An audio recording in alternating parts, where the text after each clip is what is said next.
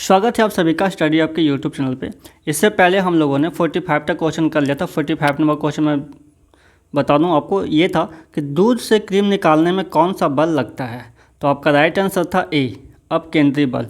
और इसके बाद हम लोग को पढ़ना था 46 से। ये मैं बता दूँ आपको कि इसमें हम लोग 15 प्रश्न का अभ्यास करते हैं, प्रैक्टिस करते हैं।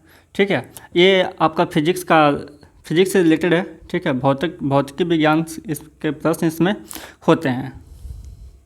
एक जिस भी एग्ज़ाम में आपका साइंस से प्रश्न पूछा जाता है वो सभी एग्ज़ाम्स के लिए महत्वपूर्ण प्रश्न इसमें आते हैं। ये बेसिक क्वेश्चन होते हैं जो सभी एग्ज़ामों में पूछे जाने वाले महत्वपूर्ण प्रश्न हैं। यदि आप केवी का केंद्रीय विद्यालय का एग्ज़ाम देते हैं उसके लिए महत्वपूर्ण है। सीटेट में जो साइंस का पेपर है उसके लिए भी महत्वपूर्ण है। और भी जितने सारे एग्ज़ाम्स होते हैं वो सारे के लिए महत्वपूर्ण है। तो आप इस वीडियो को ज़रूर देखें यदि आप साइंस से हैं तो, या जिस भी एग्ज़ाम में साइंस पूछा जाता है तो आप इस वीडियो को जरूर देखें और शुरू से लेकर अंत तक देखें।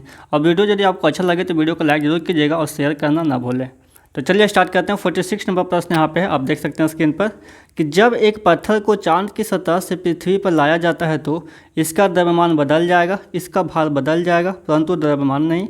भार और द्रव्यमान दोनों बदल जाएंगे, ना द्रव्यमान और ना ही भार बदलेंगे। बताइए 46 का आंसर करें। 46 का राइट आंसर क्या होगा?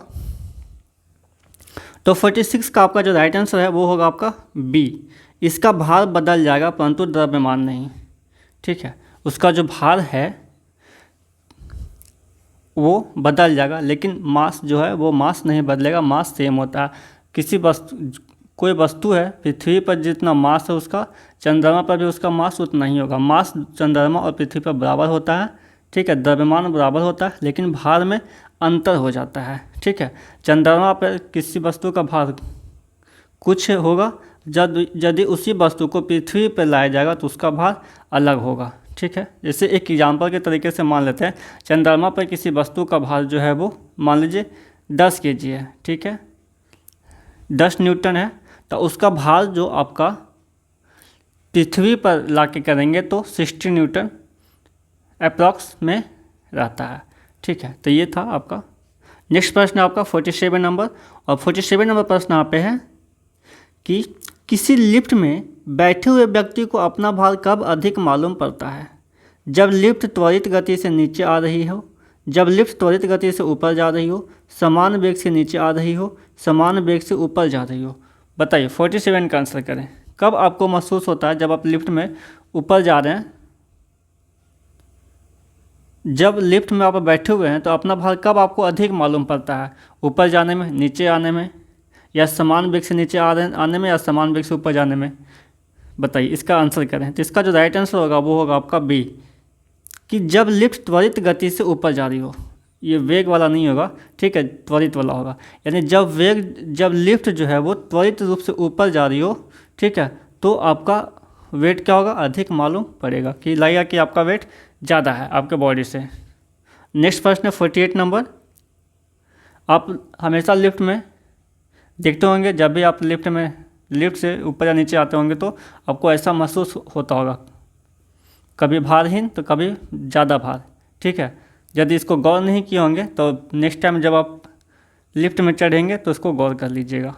चलिए नेक्स्ट प्रश्न आपका 48 नंबर, कि एक लिफ्ट में किसी व्यक्ति का भार वास्तविक भार से कम होता है जब लिफ्ट जा रही हो त्वरण के साथ ऊपर, यहाँ पे ऊपर होगा, त्वरण के साथ नीचे, समान गति के साथ ऊपर, समान गति से नीचे। बताइए कब?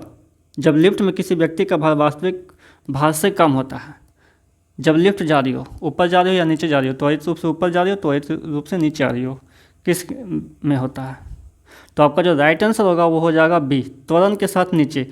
जब आप त्वरण के साथ नीचे आते हैं तो आपका भार लगता है वास्तविक भार से कम है। नेक्स्ट प्रश्न 49 नंबर, लोलक की कालावधि, टाइम पीरियड। लोलक का टाइम पीरियड द्रव्यमान के ऊपर निर्भर करता है, लंबाई के ऊपर निर्भर करता है, समय के ऊपर निर्भर करता है, तापक्रम के ऊपर निर्भर करता है। बताइए लोलक की कालावधि, टाइम पीरियड जो है वो किस पे निर्भर करता है? तो आपका जो राइट आंसर हो जाएगा वो होगा बी, लंबाई के ऊपर निर्भर करता है। जैसे कि कोई घड़ी है, ठीक है, तो इसमें घड़ी में देखते हैं कि यहाँ पे लोलक लगा होता है और ये लोलक इस तरह से मूव करता है। ठीक है, तो इसका जो राइट आंसर होगा कि लंबाई के ऊपर निर्भर करता है, लोलक का जो गति है, ये जो लंबाई है इस पर निर्भर करता है।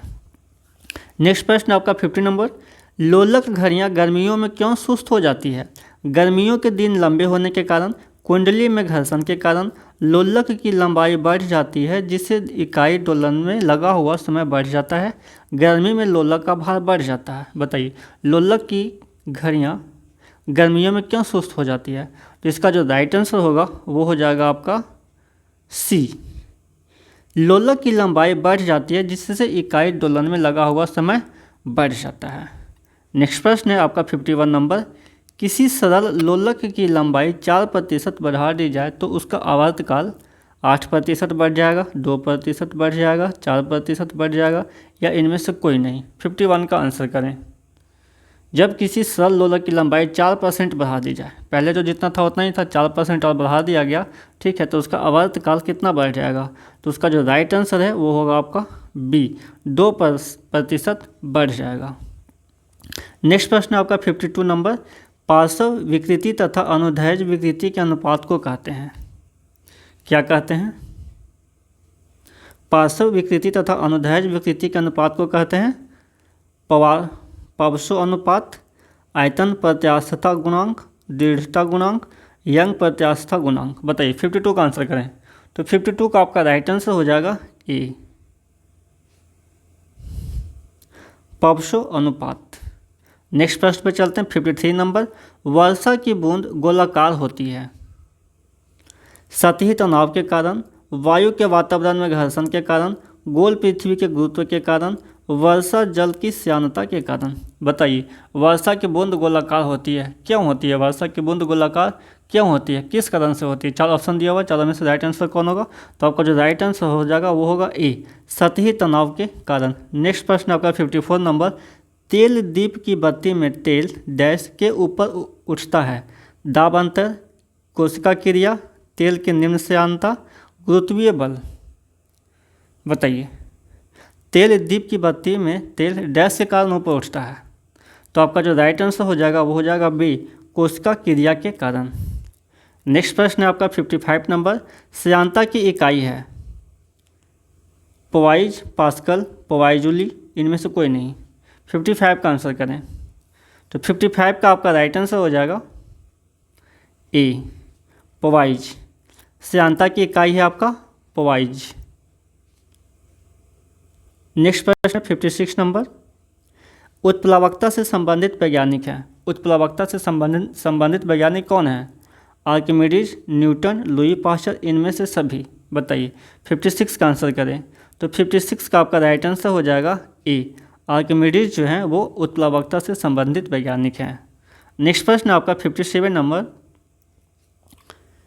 महान वैज्ञानिक आर्किमिडीज संबंधित थे ब्रिटेन से, जर्मनी से, संयुक्त राज्य अमेरिका से, ग्रीस से। बताइए 57 का आंसर करें।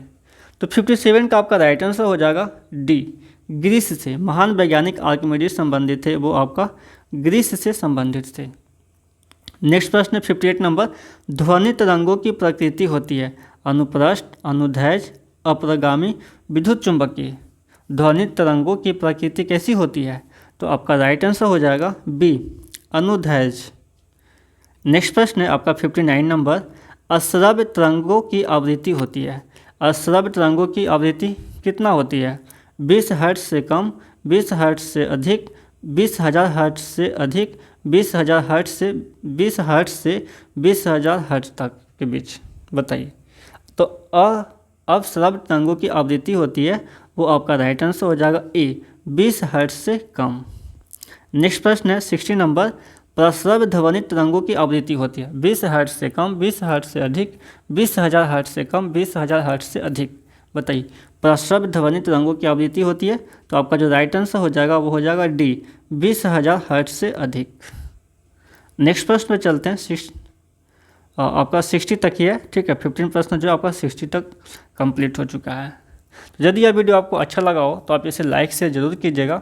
और अभी तक आपने चैनल को सब्सक्राइब नहीं किया या मेरे चैनल पे आप नए हैं, पहली बार चैनल को देख रहे हैं, तो चैनल को सब्सक्राइब करके बेल आइकन को प्रेस कर लें, क्योंकि मैं नेक्स्ट वीडियो जब अपलोड करूँगा तो नोटिफिकेशन आपको मिल जाएगी। यदि आप बेल आइकन को प्रेस नहीं किए हुए रहेंगे तो नोटिफिकेशन आप तक नहीं पहुँच पाएगा और आप वीडियो फिर नहीं देख पाएंगे उसी टाइम, बाद में फिर आप देख सकते हैं। तो चलिए फिर मिलते हैं नेक्स्ट वीडियो में।